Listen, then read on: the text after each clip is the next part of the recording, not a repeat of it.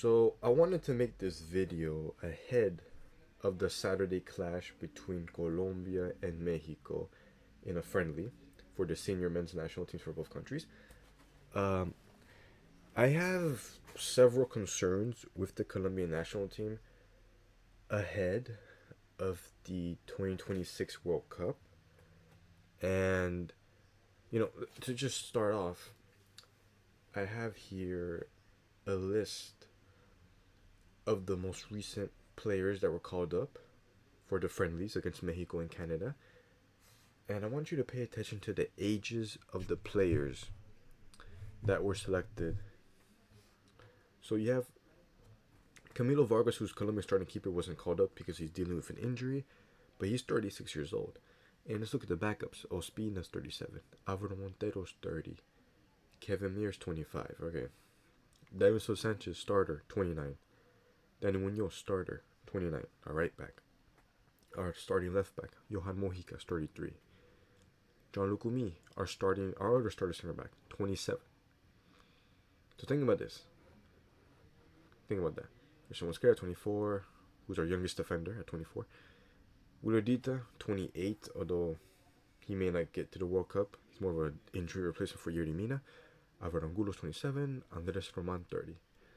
James, 34. Lerma, starter, 30.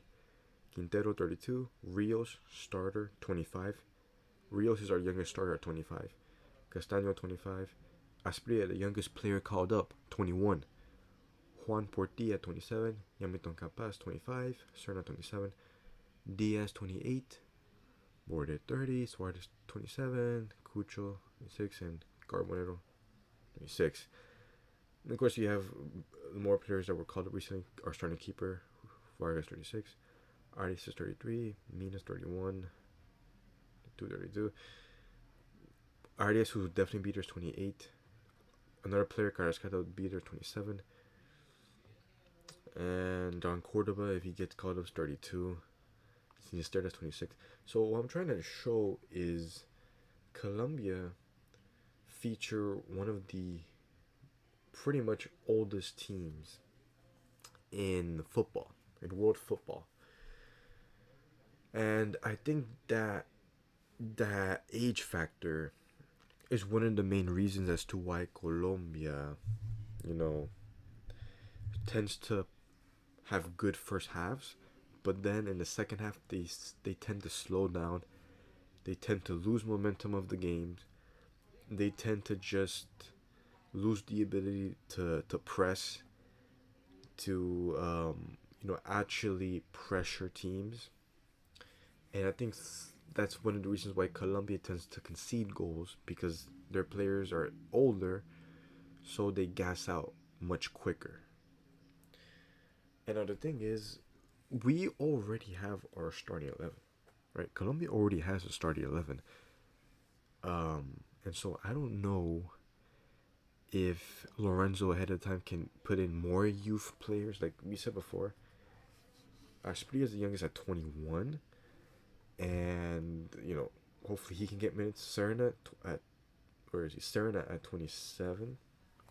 In his peak, hopefully he can get more minutes.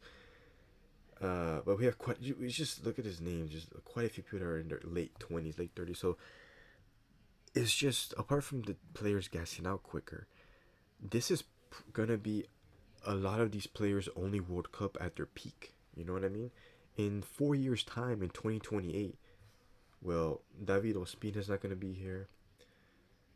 Camilo Vargas, our starting keeper, is not gonna be here. I don't know if in 4 years' time his Munoz is gonna be, at his level now. Same thing with Sanchez and Lucumi. Although defenders tend to age better. James at 34 might not be here. Same thing for Quintero, although he's a couple years younger, so he may have a chance. Diaz is going to be 28, and he's a player that relies a lot on his physicality, his pace, his ability to track and pressure and help defend. He may not be here in 4 years, at least not as a starter. So a lot of these players that are great right now for Colombia may not be so great in 4 years because they're already in their late 20s, early 30s. And so my concern is also who's going to step up in the next 3 to 4 years to replace these players as impact, as just starters, when all these players are declining. Because at the end of the day, these guys are nearly our entire starting 11 is in their late to early 30s, late 20s, early 30s, and who's going to step up to replace them? So that's one of the concerns I have for this national team. I will be posting a video soon about talents I believe can have an impact for the national team in the future, from the sub 17, from the sub 20s, and others that weren't called up. But yeah, again, just to reiterate, my problem with the age of these national team players is that they gas out earlier. For instance, you look at PSG in the Champions League; they had one of the best, just performances ever. 5-0 against Inter Milan in the final, the worst ever final performance I've seen by any team, Inter Milan. But they had one of the youngest teams and they won the Champions League. And then you compare that to Colombia, who, because they have older players, they tend to gas out quicker. And then on top of that, in 4 years' time, who's going to be replacing these players as starters? Because they're going to be declining. They're going to not be at their level as they are right now. So that's my first concern for age. Keep it up with, a starting keeper, Camilo Vargas. I am concerned that Colombia, if this guy gets injured for the World Cup, who is going to step up and be the next keeper for Colombia? Because right now, Camilo Vargas is one of our most consistent players. I would argue he was our most consistent player during the World Cup qualifiers. But Colombia do not have a reliable goalkeeper. Exhibit A, Kevin Muir.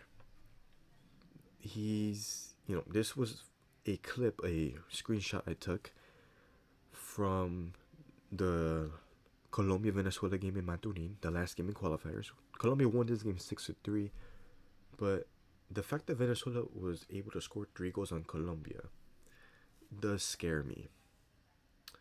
And you look at this mistake Kevin Muir had, where he literally, if you look at where Josef Martinez was when he scores the goal and where Kevin Muir's positioned, he's literally at his near post, and yet he's unable to corral the ball.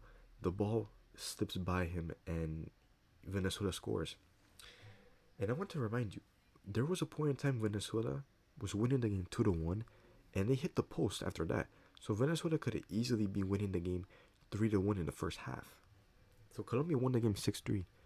But I don't know, honestly, if they give these opportunities to other teams at the World Cup, if they're going to be able to recover from that.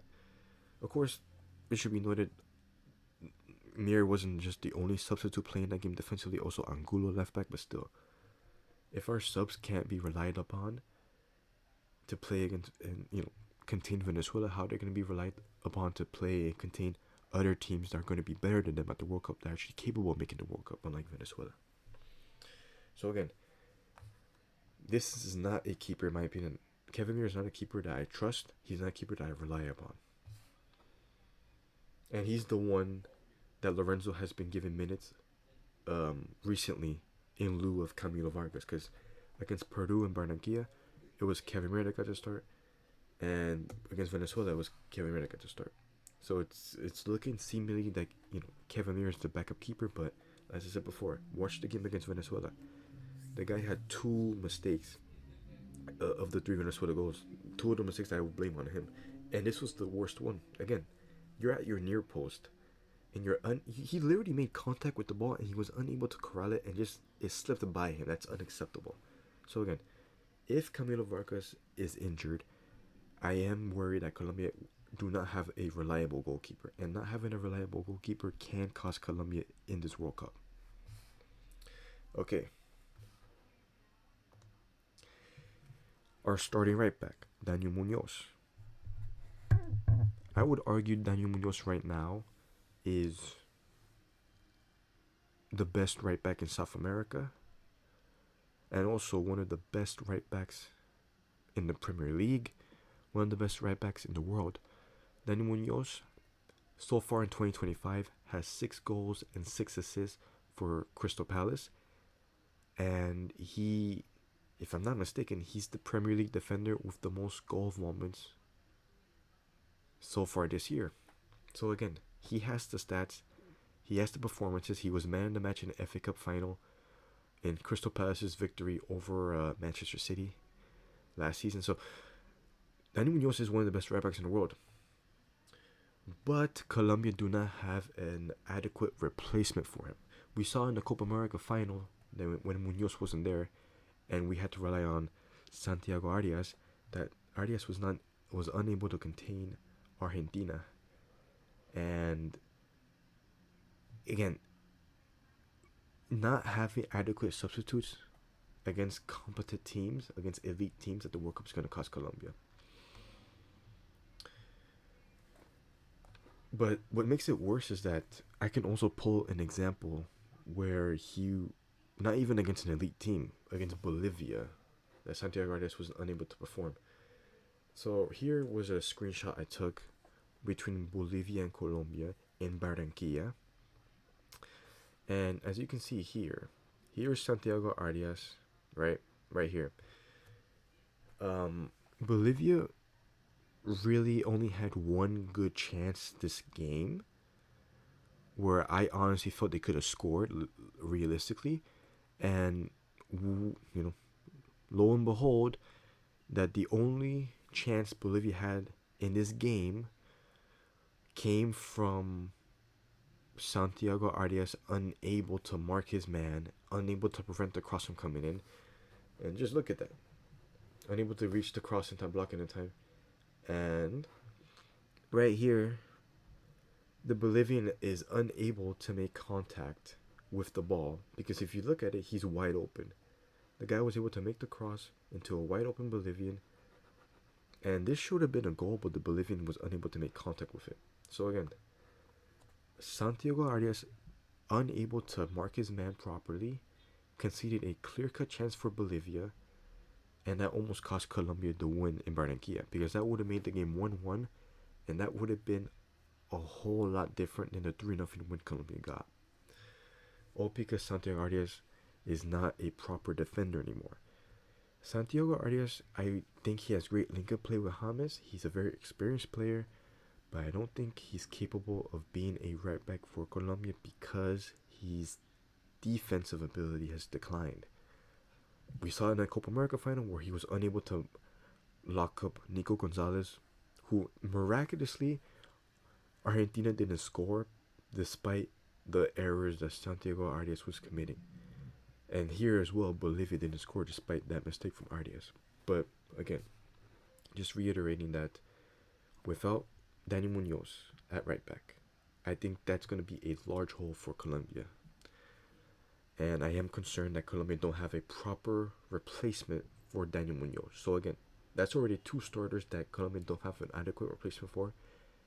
And we have to hope they don't get injured or they don't get suspended. Because if anything else, their absence, as we saw in the Copa America final, can cost Colombia. Okay. So this is a minor concern, more of just in I prefer Yerson Mosquera to John Lucumi. And I think Yerson Mosquera should be the starting center back alongside Davinson Sanchez. I think Yerson Mosquera, first of all, he's younger. We saw in the list of players, Yerson Mosquera is 24 years of age. Lucumi is 27. Yerson Mosquera is our youngest center back, if I'm not mistaken. And I think that's going to help him because he's hungry. At the same time, the guy has perhaps better aerial ability than Lucumi. Lucumi has yet to score for Colombia. Mosquera has already scored. How many goals does Sanchez have? Look at that. Sanchez in 73 caps, 3 goals. Mosquera in 4 caps already has a goal. Lucumi has yet to score in his 30 caps. Just comparing that, this guy is much more of an aerial threat than Lukumi is, which I think is another added benefit. That one of the reasons why Yeremina plays so much for Colombia, where he gets so many minutes off the bench, is because of his aerial threat. Well, Mosquera is also an aerial threat. He scored this goal against Dibu Martinez, right? And against Enzo Fernandez, Nico Gonzalez. He scored this against Argentina and Barranquilla, which contributed to Colombia's win over them. Um, Again, so he's younger. He's got great aerial ability, better than any of our center backs right now, and he also is an adequate passer of the ball. And what I like most about Mosquera is he's much more aggressive. I feel like in center backs you have to have an aggressive center back and a more passive center back. Sanchez is a passive center back. Lukumi is a passive center back. They're not really gonna come out of their area to pressure defenders or attackers unless they're really in the penalty box. They, I like to think they're more reactionary. They're not really proactive, which is fine. But if two of your center backs are reactionary, I don't think that's great. Which is why I would prefer a much more aggressive center back like Yerson Mosquera. And again, you add the facts that he can score goals more than Lukumi. He's a great passer, if not better than Lukumi at passing. And he's also younger. And I think it's good to have another young player starting right now. But again, center backs is one of the few positions where I do feel Colombia do have, enough depth. Like we saw in the Copa America, Lukumi went out and they partnered up Cuesta with Sanchez, and they had a great defensive run that tournament. So Colombia have great center back depths. It's just that I do have a preference for Lukumi, for Mosquera over Lukumi. But it's not like Lukumi is like the worst either. I think he's tolerable. Unlike, as you said before, with Cambiar and Arias. But here, it's just a preference I have here with Mosquera being the starting center back. Let's go up with Jefferson Lerma. Now, this Jefferson Lerma alongside Munoz and Vargas are, because of their how do I say it? Because these players lack an ideal substitute, that makes them the most valuable players for the national team. Lerma is a guy. There's no one in the national team that does what he does. Colombia don't have a defensive midfielder outside of Lerma. They have James, they have Quintero, they have Asprilla, they have Carrascal that can create. They have, more box-to-box caliber midfielders, central midfielders like a Castaño, a Portilla, a Rios, but they don't really have a defensive midfielder like Lerma. And I think that's one of the biggest mistakes Lorenzo's made. That outside of Lerma, for most of the qualifying campaign, he's only had Lerma as his only DM. He hasn't called up a single other DM. In the beginning of the qualifiers, he called up Wilmar Barrios. But then, since the Copa America, from the Copa America and forward, from the last 12 match days in the qualifiers, he hasn't called up another DM apart from Lerma. And I do believe not having an adequate backup to Lerma, getting called up, getting minutes in the system, adjusting to Lorenzo's tactics, I think that's going to cost Colombia. Because if Lerma goes down with an injury or something, he gets suspended, like in the Copa America, Munoz was suspended for the final. That cost us. Lerma was suspended in the quarterfinals against Panama, which didn't cost us because it was an inferior team, but still, Lerma got suspended. And against a much better opposition, if Lerma was suspended, I think that's going to cost Colombia. And I honestly can pull up a couple of examples where not having an adequate DM to accompany Lerma has cost Colombia, points in his qualifiers. So we start in this. This is, sorry for not having great quality, but this is the game between Ecuador and Colombia in Barranquilla. This is Ener Valencia. Here you have Johan Mojica, Juan Portilla jogging, Richard Rios putting pressure, but again, he's not really a great defender. And then you have Davinson Sanchez. Again, so I picked this up because this is a game where Lerma didn't play. He was injured. I believe he was injured. But regardless, he wasn't available. Colombia didn't have a proper DM, and that cost Colombia here because again, our two midfielders, Juan Portilla jogging back, not trying to put pressure on Valencia, literally just jogging back. Richard Rios trying to put pressure on him, trying to get the ball away from him, but Richard Rios is not a really he's not a good defender. He's better on the ball than he is off the ball, and here it shows he's unable to win the ball against Valencia, who's much older than him, but still unable to win the ball. And Valencia goes through the entire Colombian defense and scores a beautiful goal. Here you have Portilla finally trying to do something, but it's already much too late, and Valencia is able to put the ball past Vargas for the goal here. But again, it stems from the fact that our midfielders, who are not good defenders, are unable to stop Valencia from scoring a goal. You can also blame Sanchez here and Mojica, but I still feel another top DM would have done something better than Rios and Portilla here, in my opinion.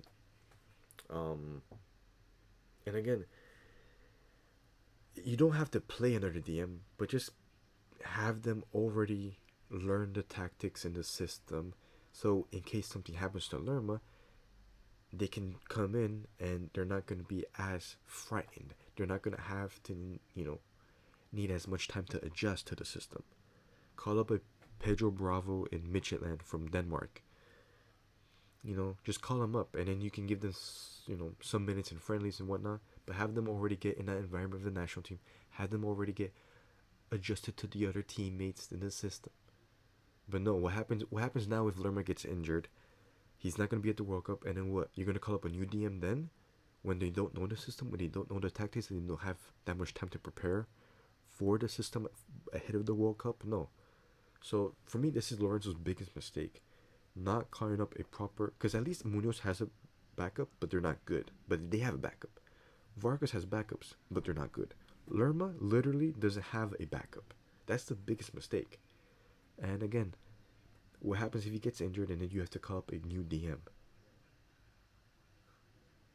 Colombia's screwed then. Colombia's screwed.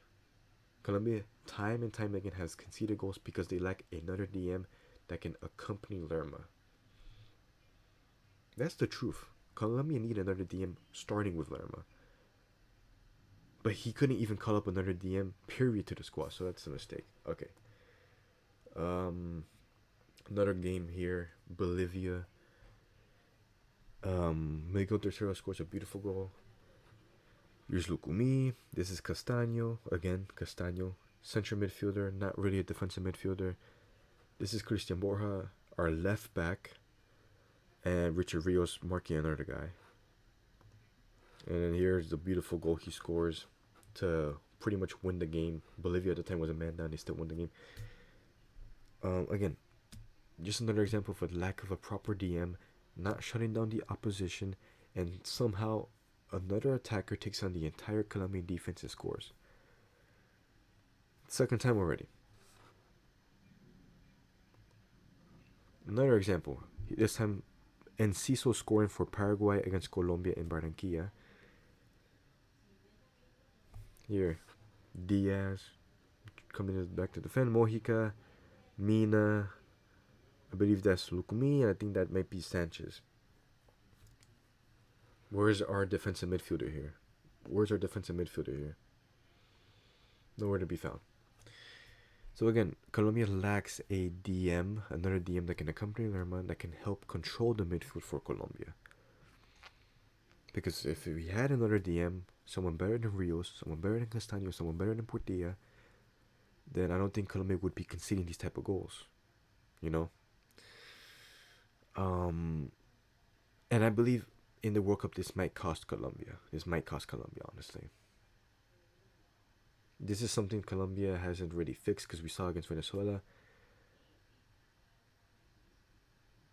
Against inferior opposition, again, it's just hard to just how a manager cannot see this. How Colombia lacks a DM. And again, this is my biggest gripe so far with the national team. Alright, so let's continue. Another concern I have is James and Quintero. Um, we saw Lorenzo in the last two match days between with Bolivia and Venezuela. James was the starter for both games, and Quintero came off the bench for both games. But there were other moments in qualifiers beforehand, like for instance against Paraguay and Barranquilla, where he caught up Quintero and didn't play him at all. Same thing against Brazil, where Quintero would have made a difference potentially in that game. And there were just several games where Quintero could have made a difference had he just been given the opportunity. And again, I don't know if Lorenzo's changed his tune. In the last two games, he gave Quintero minutes. Against Bolivia, Quintero had a goal and an assist. And against Venezuela, he had an assist. So I hope he continues to give Quintero minutes. I don't think James and Quintero have to start at the same time, as we saw against Poland in the 2018 World Cup. But I do believe it's best for, if you have two of the most talented playmakers in Colombia's history at the same time, in the same squad at least, to give one as a starter in James and give the other one minutes every game. Both of these players should be playing every game. That's the simple truth. And if Quintero was given minutes when he was healthy, when he was given more opportunities, Colombia, in my opinion, wouldn't have finished third. They would have finished second at least, and they would have contended with Argentina for that top spot. So this was a big waste, in my opinion, to not use Quintero more in the qualifiers. But I believe Lorenzo has, learned his lesson in the last two match days, putting Quintero in, and Quintero had 3 goal involvements. Hopefully he continues this at the World Cup. Again, two of the most talented playmakers for Colombia ever. Both of them should get minutes every game at the World Cup. They don't have to start at the same time, but Quintero should be at least coming off the bench every game. So hopefully, my concern would be if he doesn't continue this, but hopefully he does, and I think he will. Okay, another concern. Yasser Asprilla and Carrascal. I'm hoping that Yasser Asprilla can take the minutes that Lorenzo gives to Carrascal. Let me repeat that. Or let me just rephrase it. I'm hoping that instead of giving minutes to Carrascal, that he takes those minutes and gives it to Asprilla. Because for the longest time, Lorenzo has consistently given opportunities and minutes each games. We saw in the Copa America, where he would call up from the bench Carrascal, and Carrascal would proceed to do nothing important in the game, and he would just let Asprilla rot on the bench. And Asprilla had several goals in friendlies, but he would be, given basically no opportunity in an official game. Whereas Carrascal would do nothing officially, and yet he would be just given more and more opportunities. I just wonder what would have happened if instead of having Carrascal in the final, he had Asprilla in the final. Carrascal is a player that just doesn't do anything with his opportunities, and I think if he's fully fit, he's going to be at the World Cup. My concern is if Yasser Asprilla, because of that, if he's not going to get called up. That's my concern. Hopefully he can give Asprilla minutes these friendlies. Hopefully Asprilla, if given the chance, performs. And hopefully Lorenzo gives Asprilla the chance. Because my concern is that Asprilla is not going to go to the World Cup because he's going to prefer to bring Carrascal with him. And if he does take Asprilla to the World Cup, is he going to give Asprilla minutes? That's my concern. Asprilla for me is a more talented player than Carrascal. He's in La Liga with Girona. Still adjusting to the league, but he's in Europe, in a top league. I feel like Asprilla should at least be given the chance to play, because Carrascal has been given several chances already, and he's flopped, especially in the Copa America final. He flopped. Carrascal flopped in the final. Give chances to Asprilla in official games, please, Lorenzo. And my final concern for the national team, who's going to be the striker? John Cordoba, Santos Borré, Luis Suarez. Who's going to be the striker for Colombia? Prior to the Copa America, Santos Borré was the starting striker, but miraculously, he took the starting spot from Santos Borré, gave it to John Cordoba, and John Cordoba ran with it. John Cordoba, in my opinion, was one of the best Colombians in the Copa America. I would say he was one of the 5 best Colombians in the Copa America. Problem is, after the Copa America, John Cordoba forgot how to score goals. Couldn't score against Bolivia. Wasted clear chances against Bolivia, which cost Colombia the game. And at the same time, he had chances to score against Ecuador, and he also wasted chances.